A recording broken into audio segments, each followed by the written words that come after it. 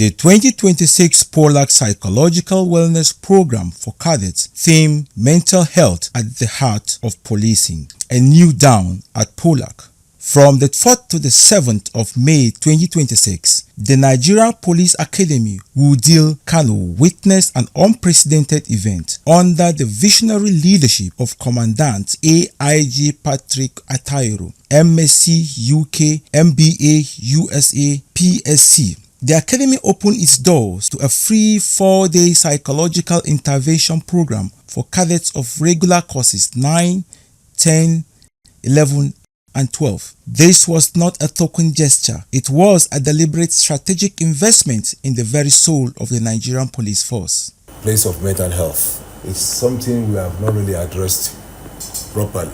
When you speak about the all-round wellness of a human being, your mental health is very important. And of course, you realize that the academy is a hot pressure environment. We have cadets coming in at 16, 17-year-olds who have to adapt to the regimental lifestyle. They are on 2 tracks. They are pursuing their academic degrees and they are also being trained to turn out as professional police officers. It's a lot to combine. Of course, we have programs that tend to release the stress of the academy, but all the same, we also felt that we should have a program like this that will address mental wellness. The program was coordinated by ASP Dr. Shile Sunday, MPA, NACP, a clinical psychologist. We are happy with what is happening in Nigeria Police Academy. The 24th Commandant AIG Patrick Atayero, MSc UK, MBA, United States of America, has been a role model, has been a leading force for revival and groundbreaking policies. For too long, we have trained officers to be physically fit, tactically sharp, and operationally ready. But we have left the mind the command center of every decision to fend for itself. The result? Stress, burnout, poor decision-making, and a silent epidemic of mental health challenges that undermine the very mandate of policing. That narrative is now changing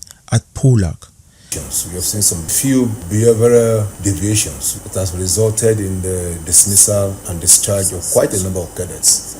So, one of the ways we want to address this problem is by looking out for the mental wellness of cadets. We want to get to the roots of why a particular cadet decides to behave in such a deviant manner, which is outside our norms and acceptable criteria for behavior for our cadets. If you are not able to understand your problem and face it, no matter the capacity, no matter the skill you have, there are many limitations that will limit you.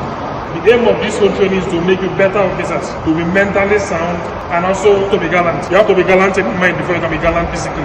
Identify your problem. By the time you meet someone and say, this is my problem, you discover that that problem is half solved. In just 4 days, 308 cadets stepped forward, and what the assessment revealed was both sobering and a call to attention. We have 5 major stages. At stage 1, the participant will code them so that the names will not be in play. That helps us to ensure confidentiality. Stage 2, we take full documentation with emphasis on manifesting complaints. At stage 3, that's when psychological tests are administered to them. Precisely, we run different tests to ascertain the level of distress, to also ascertain some basic factors relating to their personality, and then consider how those factors have in and out play in areas that may affect their psychological well-being. This intervention will help go a long way to detect those that are having mental health challenges within these premises. As we all know, this environment is a kind of not very easy. It's not like a normal conventional university. These cadets here are being built and trained to become good officers. So the physical training, the mental health drilling and others can be very tough at times that you need a tough mind to survive here. As part of the processes of bringing out the best in the cadets, the mental health assessment is necessary, and also training for them to have tough and sound minds is also necessary. Out of 308 young cadets in training, 51 were struggling with interpersonal sensitivity, 47 were dealing with obsessive-compulsive tendency, 46 showed signs of paranoid ideation, 32 were battling with addiction. 27 faced anxiety and hostility. 25 were clinically depressed. 20 showed somatization symptoms. 12 presented with suicide ideation, and 11 were diagnosed with phobic anxiety and psychosis. These are not just numbers, these are the faces of young Nigerians who will one day carry the weight of law enforcement on their shoulders. From what we've seen, most of them are not even aware of how the environment is. They see here as a normal conventional university where they can move freely, especially these very new ones, regular course 12. But I believe with these assessments and also with further lectures and other trainings on mental health, cadets will be well abreast with what is really necessary in this environment as regards their mental health and how to have a tough mind and a sound mind. Resilience is a way of withstanding pressure or forces that you have not been subjected to before. You have come into a place for training of police. And the way you are here will enable you to say, okay, I'm going to condition myself in such a way that whatever it takes to be here and go out successfully, I will do it. Left unaddressed, these challenges would have followed them into the field, compromising their judgment, their safety, and the safety of the citizens they swore to protect. But here is the powerful part. They were not left unattended. At stage 4, we compute the result, analyze the result, and then conform it with the norms that guide specific or the particular psychological tests administered to the cadet. Each cadet received tailored psychological intervention, brief counseling, cognitive behavioral techniques, psychoeducation, and stress management strategies were deployed immediately.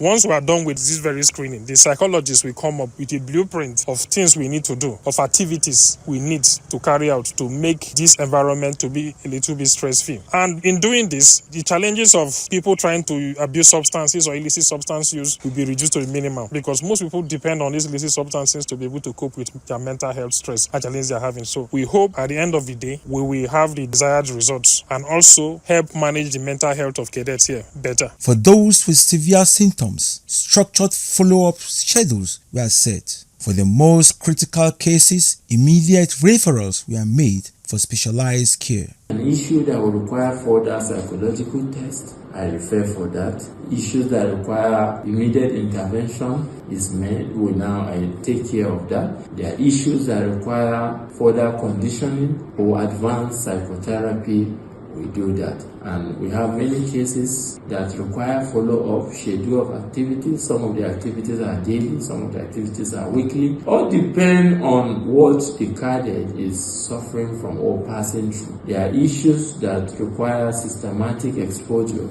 to treatment procedures. This is what proactive leadership looks like. This is what duty of care looks like. And it was all made possible by a leadership that understands that a mentally sound officer is a better officer. So addressing the issue of mental wellness, I think, is quite apt. Also, even when you are in service as a police officer, you need to be mentally fit, apart from being physically fit. It goes with the job. So that's why we introduced this program. And luckily, we have an expert on ground, Dr. Shide, who volunteered to take it up and is doing a marvelous job, as you're well aware.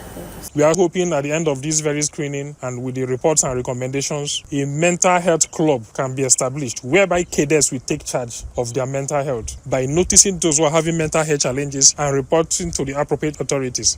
It will also help us to assess, to know the kind of cadets we have, their mindsets and requirements in their mental health while on training.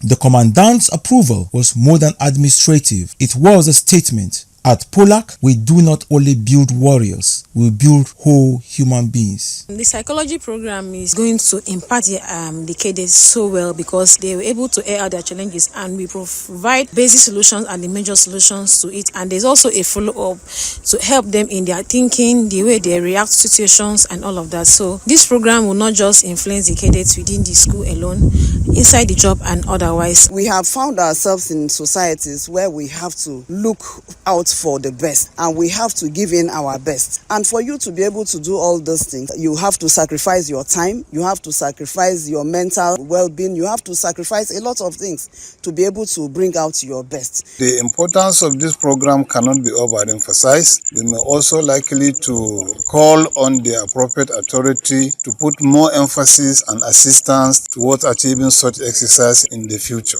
During my meeting with the clinical doctor, I have learned how to control my anxiety. I learned how to manage stress and stay focused under pressure, and I also learned resilience and importance of personal growth. The feedbacks we are receiving from most of the cadets that undergo this psychological intervention is highly positive, and we're happy with that. The program was supported by 25 dedicated ad hoc staff who worked tirelessly with ASP Dr. Shide Sunday to create awareness, receive clients, conduct profiling, psychological tests and admissions, scoring, interpretation, intervention, and provide follow-up support. They wore customized psychological support t-shirts, not for show, but as a symbol of professionalism and a break from stigma. Every detail was handled with dignity and purpose. The joy of all this, we're able to getting proper diagnosis of many of these psychological situations. We are clerking the patients to, after getting the presenting complaints, we go deep to taking some history and then running some psychological tests, which are helping us to have a true diagnosis of the situation.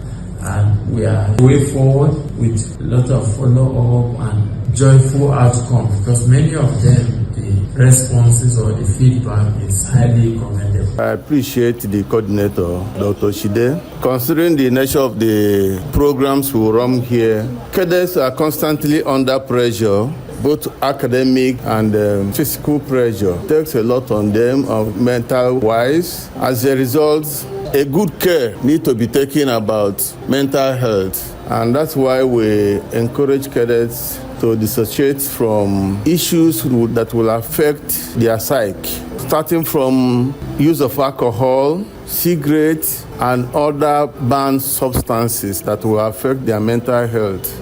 Ladies and gentlemen, this is what progressive policing looks like. This is what a 21st century police academy looks like. It is an institution that trains the body, sharpens the mind, and heals the spirit. It is an institution that understands that you cannot send a broken mind into a broken world and expect wholeness to return. The import of this training was to isolate and identify individual cases of people who had issues that could be emotional, that could be psychological, social, and otherwise. And I think the program succeeded in hitting at that target. We are so grateful to Dr. Sunday Shide for the initiative to bring out this program. From the participation, it will appear that cadets were excited and they took the most advantage of the project so that they can also know themselves and know the challenges they had which they never had, which they never knew. But I hope that this will not be a one-off thing, that we will continue to do this so that more opportunities will be open. And I just hope that the commandant will key into it by ensuring that there is some financial assistance that is coming from the academy to initiatives like this. We must thank the commandant for his tireless efforts and courage to initiate this program. We must thank the provost, the registrar, the dean of student affairs, and every senior officer who stood behind this initiative. You have not just approved the program, but you have set a precedent for the entire Nigerian police force. To the cadets who participated, your courage to face your mental health is the first and greatest act of bravery. The nation needs you strong, not just in body, but in mind. Let this be a call to every police formation, every training school, every security agency in Nigeria. Time for silence around mental health is over. If POLAC can do it, so can you. Because when we heal the mind of the officer, we heal the heart of the nation. May God bless the Nigerian Police Academy. May God bless the Nigerian Police Force, and may God bless the Federal Republic of Nigeria.